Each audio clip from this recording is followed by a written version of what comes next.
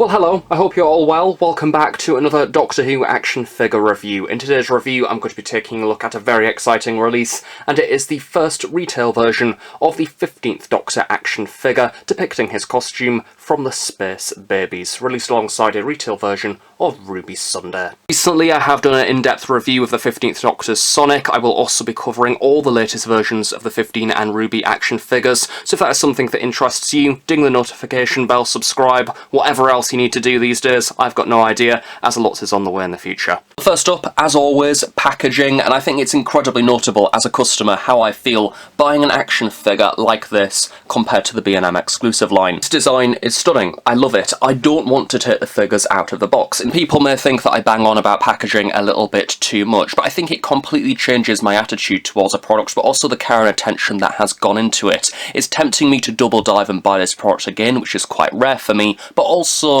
it's something I would never do for the likes of the B&M exclusive line. I mean, come on, you can barely see the product. It looks like a glorified Easter egg. He looks like he's suffocating. I love the contrast between the pink and the white background, the lovely diamond design Who logo with the BBC logo just above this, the character options web address towards the top. The whole shape of the window and the plastic housing gives a great clear look at the action figure itself, including the lower half and the accessories. It is indeed an articulated action figure. It is a part of the 5.5/14cm scale collector series, but do note the absence of the Vortex Edition collector figure icon, which was of course exclusive to the character options website. Towards the bottom, character options logo as well as the 15th Doctor to represent which era this action figure comes from. At the very bottom, the title card, it reads the 15th Doctor action figure, obviously. Warning symbol there towards the bottom. To the side, a graphic of the TARDIS, replacing what was once, of course, a picture of the character from the story. Similar to the Vortex Edition, we do have a standard white background on the side with a slightly different format Doctor Who logo. Flipping around to the back of the packaging now, it is rather smart actually. I love the use of colour. You have all of your usual company information there hiding away at the bottom, including the little Doctor Who seal of approval, the shiny holographic sticker, which I love. The character description is the same as the Vortex Edition, although the image has changed. Of course, in the good old days, this was once the also available section, although we're no longer in that era, sadly. Comparing the two boxes, they're basically the same ideas, just presented slightly differently. Both of the boxes are the D shape, they're the same colour scheme, the same features, bubbles throughout, although more accessories, different paint application of course, and the most notable difference, this is a blister packet and this is a box. Same for the back really, the same layout, but some subtle yet effective changes, such as the image of the 15th Doctor actually representing the action figure and the outfit depicted within that action figure. So he's out of the box and he's standing up, so we're already off to a better start than my Vortex edition of the 15th Doctor. I really have tried to make this figure work, but it's just not happening. So firstly, for the outfit, I'm going to be taking a look at this lovely long brown coat. I love the texturing on this. It flows in a rather dramatic fashion down the body. It's exactly the same sculpt to the deluxe Vortex edition of the 15th Doctor, but the paint apps have been slightly revised to be a lighter brown. Everything about the outfit from a colour palette perspective has changed, so it does look significantly different to the Vortex edition. Everything about the sculpting and paintwork on the 15th Doctor excels from the previous character options releases. It's such an interesting sculpt to look at. I mean, this is pretty much standard definition. This is HD or Ultra HD. There is so much more going on. I feel like I can take these figures much more seriously when the sculpting and paintwork is this good.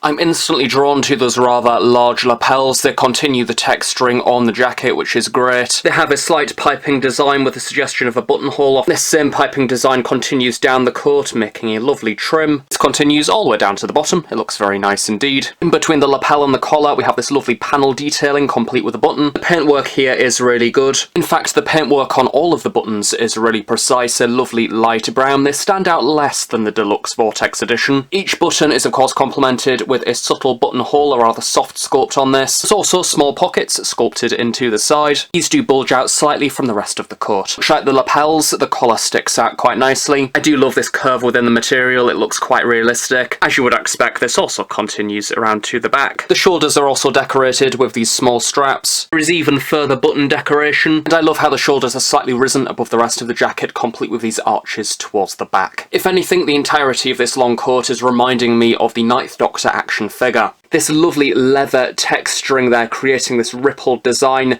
again complemented with that darker sooty wash. This really works well with the sculpt to hone in on those creases and wrinkles, giving the whole figure quite a lot of depth. Particularly the shading surrounding the back belt, where there is actually small sculpted hoops holding the belt strap in place. On one side this dangles down a little, on the other it's slightly swept back to the side, but it's also accompanied with this small buckle detailing. Like the deluxe version, the paint application on this is incredibly precise, it's very impressive. The whole coat has this excellent shape. I love how it fans out towards the bottom, divided into various rectangular panels, represented through these rather soft lines there. Slightly deeper gouge is present in the middle of the coat, creating the nice impression of a divide within the fabric. It's nice that Character Options are finally embracing the joys of ball-jointed shoulders. I feel like it took them quite a while. They've been around for at least a decade now. I have seen them do this on a few occasions in the past, but they kind of come and go in a rather unpredictable fashion. But as always, this means that the shoulders are now more curved. More really, this gives the figure a more relaxed, natural-looking posture. And it means he can pretend to be a plane as well, so it's a win-win situation.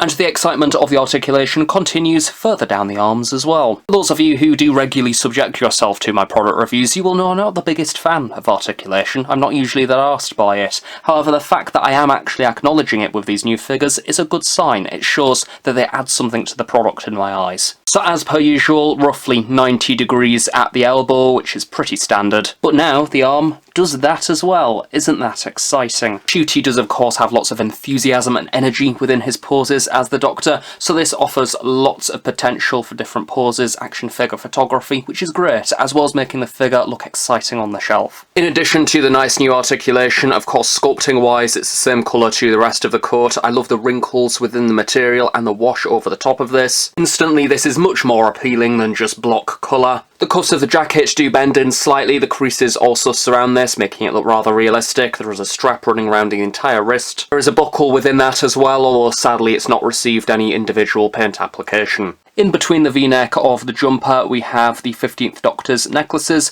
both of which dangle at slightly different angles. The silver paint on these inkeeps within the sculpting lines, which is great. Sadly the pendant in the centre hasn't been painted though. I do feel really picky for saying this, but I can't help but feel Character Options have come so far with these new action figures, and yet small paint application absences like this, it's like falling at the really easy steps. Loving that suggestion of a very angular bone structure within the lower neck. Now probably the biggest change that people are instantly going to leap to with this retail version is the colouring on the jumper has now changed from the Vortex edition. As a reminder, that Vortex edition sports a rather similar colour scheme actually to the rest of the long overcoat, which is a bit too much red and orange. As I mentioned within that Vortex review, I do in fact prefer the colour scheme of the retail version simply because it has more variety. However, I am a little bit disappointed with this jumper at the same time, because it's not that accurate to what's seen on screen. It is incredibly simplified. Something which these Vortex editions do very well is the texturing. This is clearly a very different woolen style texture compared to the leather overcoat. What's going on with the colours? Where's the yellow tubing going down the zipper and into the V-neck?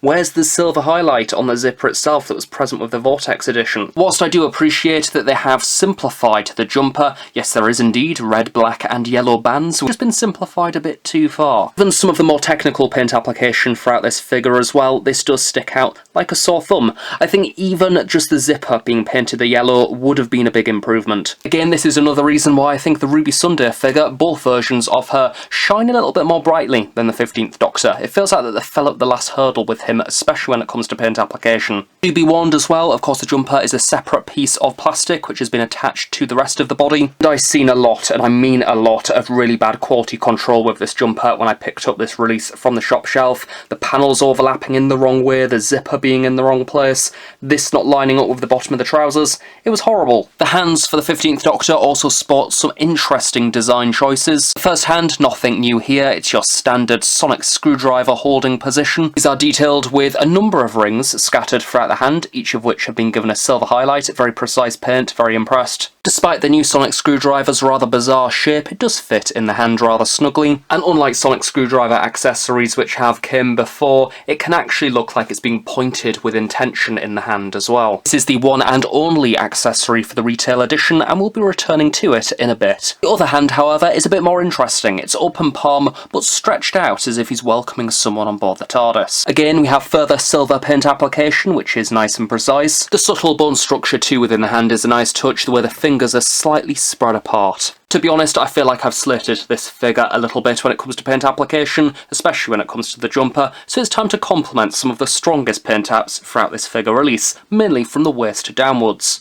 Of course, the trousers have received quite a considerable paint application change, much more exciting than the Vortex edition. It's this delightful dark bottle green as a base colour, and then a wash has been applied over the top. Visually, this makes the trousers look a bit more exciting and interesting to look at. It also feels better consistency-wise. It's a higher standard of paint application, so it fits in with the rest of the outfit. Vortex Edition 15 is a tad too much block colour. The T-crotch joint section has your usual trouser detailing, a few panels here and there. To the side of the trouser we have these little straps, but this time the buckles have been painted as silver. This is also present on the opposite side as well, which is brilliant, especially because Vortex 15 doesn't have this paint application. Despite it not being too visible, these are the details that we like to see. You may have also noticed that the crotch section, rather unusually, has been divided into two parts. Which brings us on to our next new point of articulation, meaning that the 15th Doctor and Ruby can rock from side to side, so that's fun. The rest of the articulation within the legs is a combination of new and old. The main leg moves outwards, however it doesn't move any longer to the side. We have your upper thigh 360 joint. As per usual, the legs bend at the knee to a roughly 90 degree, but the eagle-eyed amongst you will have noticed that this is now another sneaky ball joint, meaning this figure has the privilege of pulling a move which, if any actual human did it,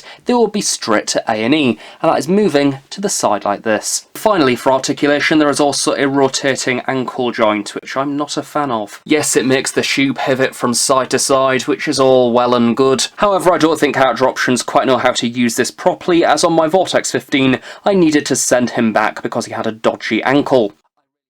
Matters worse, it's a quality control problem that you can't really spot from the box, so it's very difficult to avoid. I just hope that Character Options get better with the articulation in the future. As I mentioned within the other reviews, I'm a little bit hesitant to go all out with the articulation because I'm actually scared it's going to snap. It doesn't feel the strongest. Both of my 15s feel rather wobbly on their feet, and I feel like this is something that should have been ironed out within the production process. Conclude our look at the retail version of 15 now with the shoes. These are again the same sculpt to the Vortex edition, but the paint apps have been massively revised, a more simple colour scheme this time, a combination of creams and whites. As a reminder, this is what's going on with the other figure. They're very odd looking. We have the G shape at the side again, still don't know what it stands for. Do like how the laces are picked out with a slightly darker shade. I think that these are a good example of paint application done right. It in keeps within the lines, the panels are relatively neat. But I have concluded from doing these reviews that I'm really not a fan of the 15th Doctor's taste in shoes. I love them quite a lot. So now, moving on to that head sculpt and likeness to Ncuti, and it is absolutely excellent. Very much like Ruby Sunday,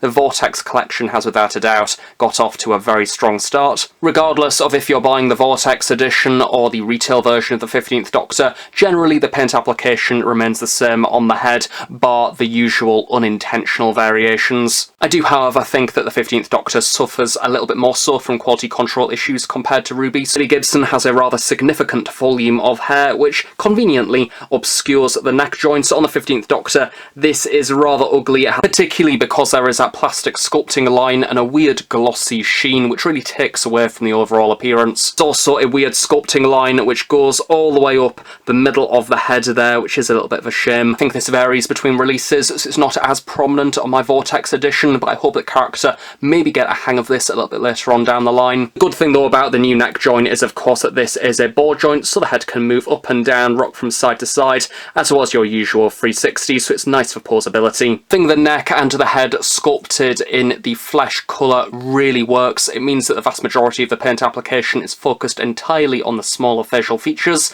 and this really enhances the sculpt. The lips have been given a lovely subtle purpley sheen. I love the moustache as well, very faded, very realistic looking. Quality control wise, I do think the eyes are a little bit hit and miss. I'm happy with my two releases. I think that they in keep within the lines. The eyebrows also not too overdone. The ear sculpt is rather impressive, and the hair, due to being short, doesn't have too much going on. This is just a dark brown paint application. On occasion, I know Shooty's hair does have a blue tint, although this hasn't been carried across to the 5.5 scale. So again, Character Options have absolutely hit the nail on the head. A really impressive sculpt, rather impressive paint application, but I'm also being aware that paint-wise, I've been quite lucky. I've seen other 15th Doctors that aren't so good, so I do think that character have a little bit of development to do when they release the 15th Doctor in the future. Hit and miss definitely springs to mind, and I just hope when we see later 15th Doctor releases, character have more hits than misses. So much like the Vortex edition, this version of the 15th Doctor does come packaged with a sonic screwdriver accessory. Without a doubt, despite it being small, they've definitely captured the unusual nature of this prop. I'm actually blown away by how good this small accessory is. It's absolutely tiny, and yet somehow manages to capture each and every panel of the on-screen prop. We have a series of silvers, golds, and that lovely vibrant blue, even the suggestion of the LEDs there around the tip, and even that golden dial in the centre with Gallifreyan text. And the paint application on the back is even more precise, with all the various buttons and lights. It may indeed be the only accessory of Retail 15, but it is a good one at that, and a great display piece. I really hope that in the future we do get to see Character Options experiment a little bit, and maybe see the other sonic screwdriver colour variations, as this will be quite easy to do. Just be careful, don't lose it, because it is so bloody small. So there we go, I will stop talking now. I feel like I go into way too much detail within these reviews, so I do apologise if that is not your thing. Overall, I love the retail edition of the 15th Doctor action figure. If anything, I actually prefer it to the Vortex edition for one reason alone, and that is because the colour palette is more varied than the Vortex version, particularly the jumper. As much as I don't like the simple finish compared to the on-screen prop, I still think it looks nice. I also like the lighter brown of the coat, the trousers have that lovely wash as well, and the same compliments to the Vortex edition. The likeness is utterly superb, the new articulation is welcome, but there is still those teething problems. I don't have full confidence within these figures. I want to see Character Options improve within the future. I want to see a more sturdy set of articulation that I feel confident in using, but also I know the quality control on the 15th Doctor in particular has been all over the place from the ones that I've seen, so I want to see Character Options tighten up on that in the future as well. But it's a great addition to the shelf, highly recommend it. You can't really go wrong, unless yours has a dodgy ankle, like my Vortex one, and no, I'm not letting that drop. So thank you very much for watching this review. I really hope you have enjoyed it. Do of course stay tuned on The Host Productions for more reviews, including of course the Ruby Sunday action figure, and lots more as well. So thanks for watching, a nice day, I shall see you all next time.